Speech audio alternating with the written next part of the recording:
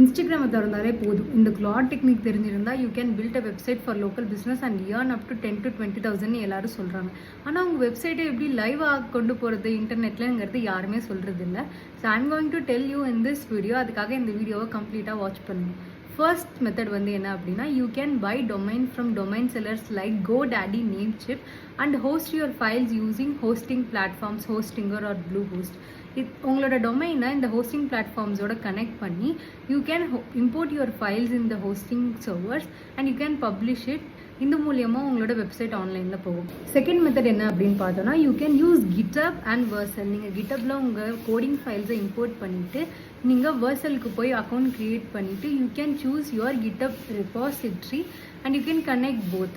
உங்கள்கிட்ட டொமைன் இல்லை அப்படின்னா Vercelலே உங்களுக்கு ஒரு லிங்க் கொடுக்கும். சப்போஸ் நீங்கள் டொமைன் வச்சு டிப்ளாய் பண்ணுறீங்க அப்படின்னா you can buy domain from the same domain sellers and you can deploy it. Third way என்ன அப்படின்னா, you have platforms like Wix and Framer. இந்த மாதிரி பிளாட்ஃபார்மில் ஹோஸ்டிங்லேருந்து டொமைன்லேருந்து எல்லாமே கம்ப்ளீட்டாக அவங்களே பார்த்துக்குவாங்க. இதுக்கு உங்களுக்கு கோடிங் வேணுங்கிற அவசியமே இல்லை. You can just drag and drop options and use inbuilt AI tools. So I think this video will help. ஏதாவது டவுட் இருந்ததுன்னா கமெண்ட் செக்ஷனில் சொல்லுங்கள். I will help you.